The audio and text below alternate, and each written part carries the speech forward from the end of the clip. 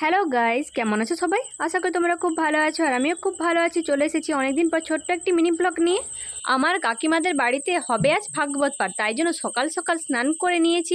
কাকিমা আমাকে মালা গাঁথতে বলেছে, তাই জন্য তোমাদের আগের একটা মিনি ব্লগে শেয়ার করেছিলাম। তো প্রত্যেক একাদশীতে আমার কাকিমাদের বাড়িতে ভাগবত পাঠ হয়। কাকিমা এখানে ঠাকুরগুলোকে খুব সুন্দর করে সাজাচ্ছিল আর মা ও পাড়ার কাকিমারা সবাই মিলে এখানে সবজি কাটছিল। একাদশীতে কিন্তু কোনো রকম অন্নপ্রসাদ বা দানা শস্য খাওয়া হয় না, তাই জন্য একটি সবজি বানানো হয়, তো সেটাই প্রসাদ হিসেবে সবাই খায়। তো মালা গাঁথছিলাম আমি এখানে, আর এখানে ঠাকুমারা সবাই মিলে ফল কাটছিল।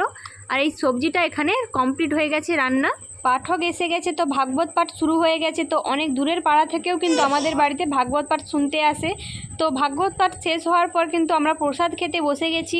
তো এই দেখে নাও, এই সবজিটাই বানানো হয়েছে। আমার মাম্মামও কিন্তু আমার সাথে খেতে বসে গেছে। প্রসাদটা কিন্তু খুবই সুন্দর হয়েছিল খেতে। তো আজকের ভিডিওটি ভালো লাগলে কিন্তু একটি কমেন্ট করে যেও।